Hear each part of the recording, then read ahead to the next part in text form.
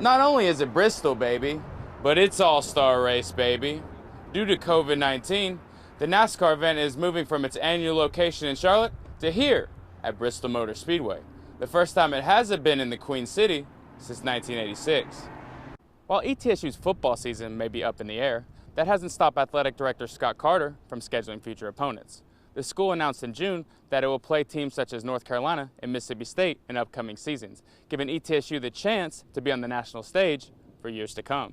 Here in the heart of the Tri-Cities lies the historic Tweetsie Trail that connects Elizabethton to downtown Johnson City. And with COVID-19 still ongoing, walking or biking the trail can be a great way to improve your physical and mental health. Major League Baseball is back, but for fans in the Tri-Cities, they might have to wait quite a while to see the Johnson City Cardinals return to play. But the question remains, will the team return in 2021, or is this a new reality for what's to come? This is Cole Sams reporting live from TVA Credit Union Ballpark, News Channel 11 Sports. Well, it's a busy weekend at Pocono Raceway in Pennsylvania. Kevin Harvick took the checkered flag yesterday in the Pocono Organics 325. Today's Cup Series race is still in progress, but we had a couple races earlier in the day. What we reported Wednesday night became official today when the University of Maryland point guard Sorrell Smith Jr. signed with the ETSU Buccaneers. Senior guard Trey Boyd III scored a team-high 18 points, going 6 of 9 from the field with 5 big threes in the second half. Well, it was the final round of the East Tennessee Amateur Golf Tournament today, and after a ton of action at the top of the leaderboard, we came into Sunday with 2 top contenders.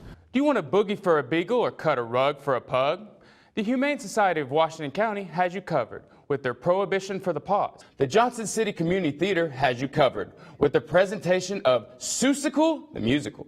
Despite the loss, the Bucks junior guard Erica Haynes-Overton had a breakout performance, pouring in 41 points on 15-31 shooting with 10 rebounds and 7 steals. The ETSU men's basketball team had quite the day on Saturday. I'll set it to Brian Lehman with more on the team and a word with the star of this memorable game. I just wanted to keep taking great shots throughout the game. Obviously, to start off the game, I felt that I was getting great shots that just weren't going in. Coaches and teammates, they just encouraged me to keep shooting, which I'm obviously going to keep doing. They just went in at the right time, and it kind of just, the confidence just kept getting more and more, and then they just kept going in. So I just had to keep shooting them. And keep shooting he did.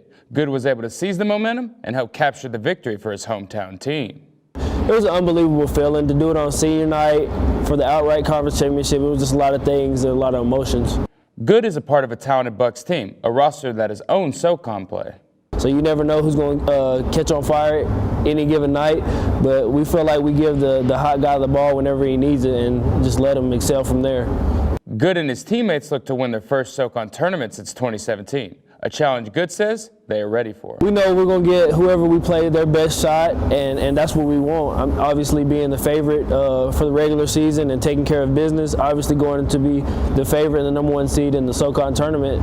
We won't get everybody's best shot, but we'll be ready for it in preparation for sure. The coming home of the newly renovated Culp Center is all anyone can talk about on campus. So I decided to get an inside look at what changes have been made. Take a look. It's been a long 2 years since the start of the Culp project. The additions have created great energy and have generated tons of excitement for what's in store for the new building. The old Culp was dark. It wasn't very inviting. Students who were here before and are coming back to see it now are very excited. They can't believe it's the same building. They can't believe it's the same space. There are brand new dining options as well. Places like Steak and Shake and Starbucks look to be hotspots on campus. Other student organizations have made the Culp home as well. Having all the groups back under the same roof is wonderful. The opportunity for better collaboration, you're not having to run here and there. Students are able to come and under one roof. Finished parts of the Culp include the bookstore and multicultural center. While the Culp opens on Monday, work is still to be done. We have a couple of spaces that are not finished yet. We hope that those spaces are finished in the coming days and that all the AV in the building is set and working. The cave is not ready yet. It will be opening on March the 16th, is the projected date for that to open.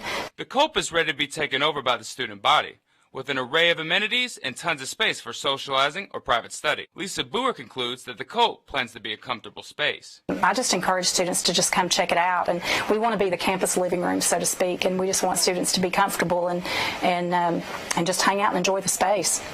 And they put on a chipping clinic on the 5th hole. Lowe goes first, gets his chip shot within feet of the hole. He would go ahead and birdie, and Taylor had to respond. The Bucks would continue to pour it on in the first, with junior guard Micah Sheets following up her own miss with a putback to extend the Bucks' lead into the second period. The Xfinity Series ran the Pocono Green 225. They call this raceway the Tricky Triangle, and it caused some problems today.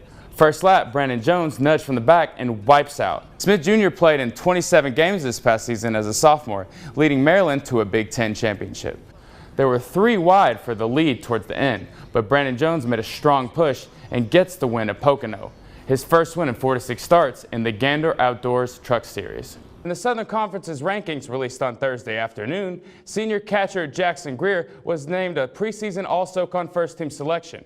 Greer had a tremendous junior campaign with a .314 batting average, including 65 hits, 10 home runs, and 42 RBIs. You'll probably have to wait until next year for another chance at seeing the Rapper. Duke's Jack White with a tremendous assist to Cassius Stanley with a ferocious dunk, and Duke's 63-55 win over Boston College.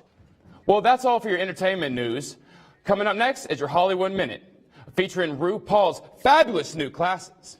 BucTV News will be back right after this.